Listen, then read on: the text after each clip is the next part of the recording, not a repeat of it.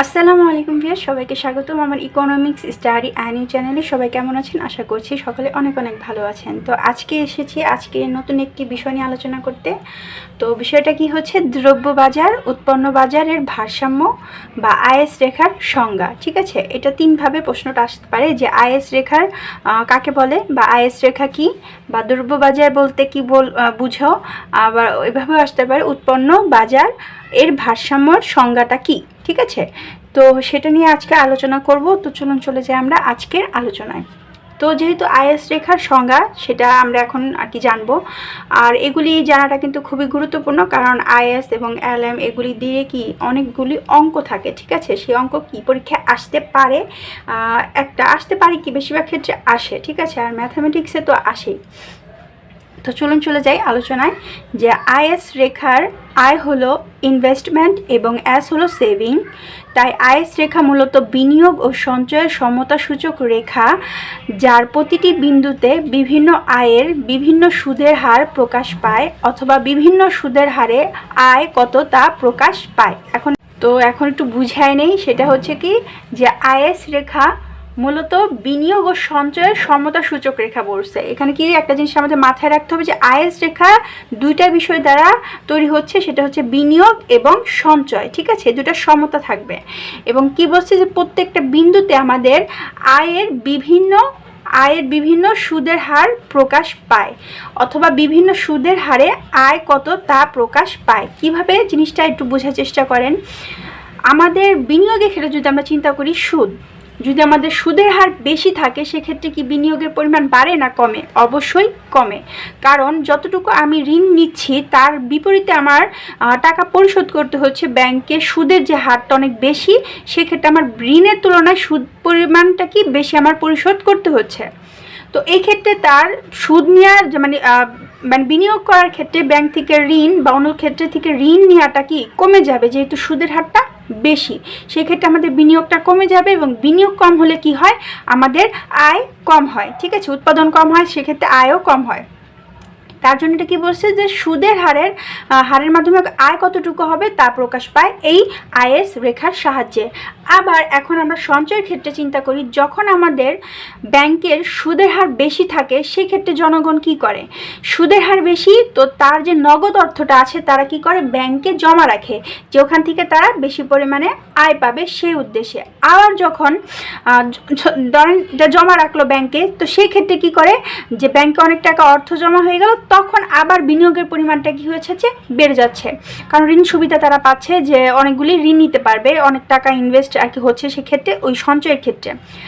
আবার যখন দেখছে যে সঞ্চয়ের পরিমাণ করবে, এই ক্ষেত্রে যে যখন দেখতেছে যে সুদের পরিমাণটা কম, সেক্ষেত্রে জনগণ কি করে, ব্যাংকে টাকা না রেখে তারা নগদ অর্থ নিজেদের কাছে রাখতে পছন্দ করে, বা নিজেরা যেটা ইচ্ছা সেটা করতে পারে। তো ওই ক্ষেত্রে আমাদের চিন্তা করতে হবে যে সুদের হারের উপরে আমাদের বিনিয়োগ নির্ভর করছে এবং সঞ্চয় নির্ভর করছে, এবং সেটা আমাদের আইএস রেখার সাহায্যে প্রকাশ পাচ্ছে, যে যেই রেখার প্রতিটি বিন্দুতে কি করছে, বিভিন্ন সুদের হারে আমাদের আয় কতটুকু হবে তা কি করেছে, প্রকাশ করছে।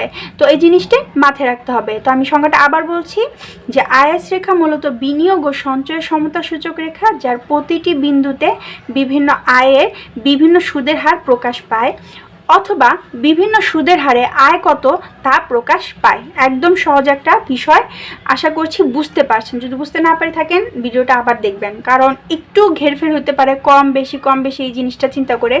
তো একটা জিনিস মাথায় রাখবেন, সুদ কম, সঞ্চয় কম, আর সুদ বেশি, সঞ্চয় বেশি।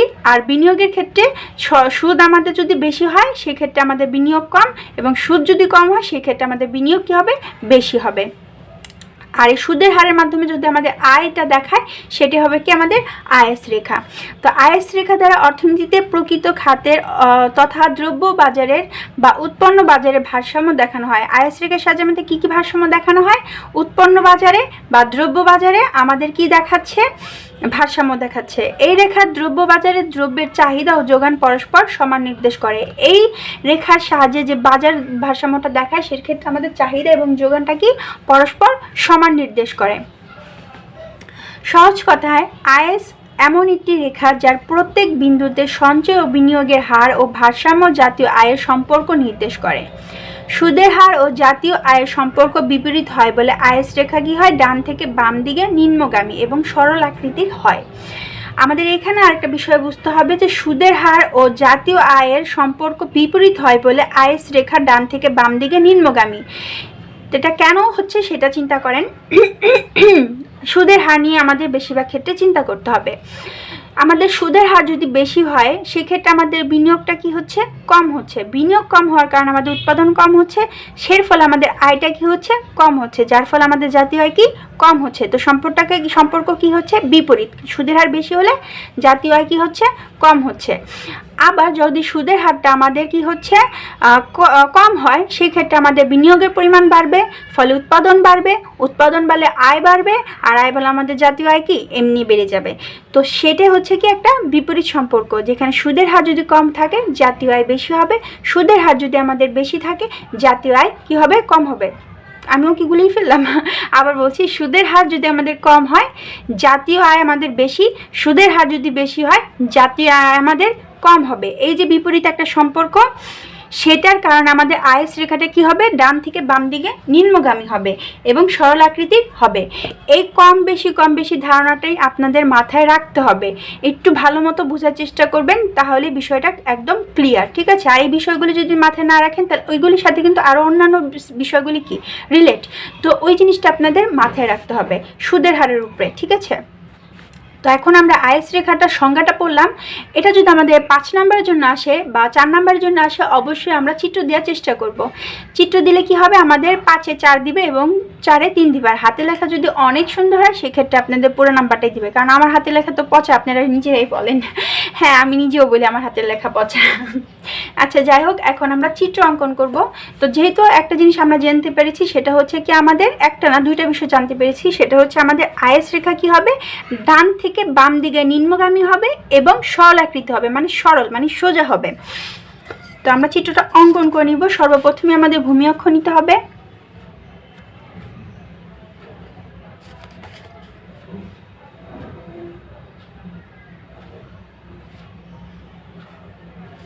আইএস রেখাটা আমি সরাসরি বরাবর নিয়ে নিলাম, অঙ্কের ক্ষেত্রে আলাদাভাবে আসে, সেটা পরবর্তীতে যখন অঙ্ক করাবো তখন আপনারা জানতে পারবেন, ঠিক আছে। তো এখানে আমাদের ভূমি অক্ষ ও এক্স এবং ওয়াই, ভূমি অক্ষে আমরা নিয়েছি জাতীয় আয়, যেহেতু আয়ের সাথে আমাদের সম্পর্ক বলেছে যে বিভিন্ন সুদের হারে আয় কত তা প্রকাশ পায় আইএস রেখার মাধ্যমে। আরেকটা জিনিস মাথায় রাখতে হবে যে আইএস রেখা দ্রব্য বাজারের ক্ষেত্রে আমাদের বিবেচ্য করতে হবে, ঠিক আছে। কেন বলছি, এলএম রেখা যখন পড়াবো তখন আপনারা সেই বিষয়টা বুঝতে পারবেন। তো আমরা যে ভূমি অক্ষে কি জাতীয় আয় এবং লম্ব অক্ষে আমরা নিয়েছি কি সুদের হার, যেহেতু সুদ এবং আয়ের মধ্যে সম্পর্ক, তার জন্য। এখন আমাদের কি বলেছে যে আমাদের আইএস রেখাটা কি হবে, ডান থেকে বাম দিকে নিম্নগামী হবে। তো আমরা সেটা নিয়ে নিলাম। এটা হচ্ছে আমাদের আইএস রেখা, ঠিক আছে। এখন আমরা এটা একটু বিশ্লেষণ দিয়ে দেব। ধরলাম এখানে একটা বি বিন্দু ধরলাম,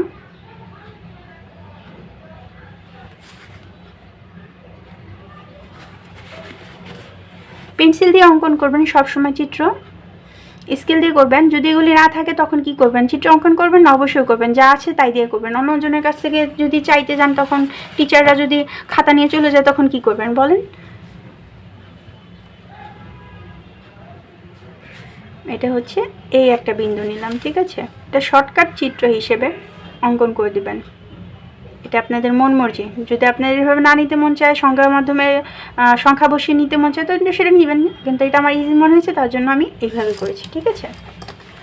তো এটার আমরা সুদের হার আমরা আর দ্বারা প্রকাশ করি, আয় দ্বারা প্রকাশ করি, ঠিক আছে, এটা মনে রাখবেন। তো আর নট দিলাম এবং আর 1 দিলাম, ঠিক আছে। তো আর নট যদি এই বিন্দুতে হয়, সুদের হার যদি ও আর নট হয়, তো সেক্ষেত্রে আমাদের আয় কত হচ্ছে, ওয়াই নট পরিমাণ, ও ওয়াই নট পরিমাণ। আবার আর সুদের হার যদি কি হচ্ছে, ও আর 1 হচ্ছে, সেই ক্ষেত্রে আমাদের জাতীয় আয় কত হচ্ছে, ওয়াই নট। 0 থেকে কি হচ্ছে, ওয়াই ও নট, ও ওয়াই নট, ও 1 পর্যন্ত, ঠিক আছে। তো এটা হচ্ছে আমাদের কি আইএস রেখা। এখন আইএস রেখা আমাদের কি বলছে, বিনিয়োগ এবং সঞ্চয় কি পরস্পর সমান এই বিন্দুগুলিতে, ঠিক আছে, যেখানে আমাদের কি হচ্ছে বিনিয়োগ এবং সঞ্চয় পরস্পর সমান হচ্ছে। তো এখন আমরা চিত্র বিশ্লেষণ চলে যাব। চিত্র বিশ্লেষণের ক্ষেত্রে চিত্র পরিচিতি সর্বপ্রথম। তো সেক্ষেত্রে আমরা লিখব যে চিত্র পরিচিতি, ও এক্স অক্ষে আমাদের জাতীয় আয় এবং ও ওয়াই অক্ষে আমাদের সুদের হার পরিমাপ করা হয়েছে এবং আইএস রেখা হচ্ছে দ্রব্য বাজারের রেখা, ঠিক আছে।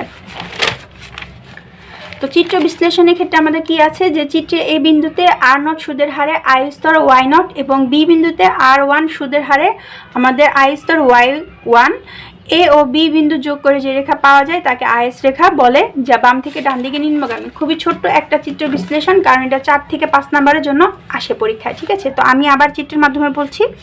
যখন আমাদের চিত্রে লক্ষ্য করা যাচ্ছে কি, যে চিত্র বিশ্লেষণ আমরা লিখব যে চিত্রতে লক্ষ্য করা যাচ্ছে যখন ও আর নট বা আর নট আমাদের সুদের হার, সেক্ষেত্রে আমাদের জাতীয় আয় হচ্ছে ওয়াই নট পরিমাণ, যা এ বিন্দুতে প্রকাশ করে, এবং যখন আমাদের সুদের হার আর ওয়ান এবং তখন আমাদের জাতীয় আয় হচ্ছে কত ওয়াই ওয়ান, যা বি বিন্দুতে প্রকাশ করে। এখন এ এবং বি বিন্দু যোগ করে যে রেখাটি পাওয়া যাচ্ছে সেটা হচ্ছে আমাদের আইএস রেখা বা দ্রব্য বাজারের রেখা, ঠিক আছে। এটা একদম সহজ একটি বিষয় আমি পড়াইলাম আপনাদের, আশা করছি আপনারা বুঝতে পারছেন। এটা জানানো খুবই দরকার, কি এক্ষেত্রে আর কি ম্যাথ আছে এর জন্য আর কি। তো আশা করছি আপনারা বুঝতে পেরেছেন, বুঝতে পারলে সেটা জানাবেন, না বুঝতে পারলে সেটাও জানাবেন, ঠিক আছে। তো সবাই ভালো থাকবেন, সুস্থ থাকবেন, আসসালামু আলাইকুম।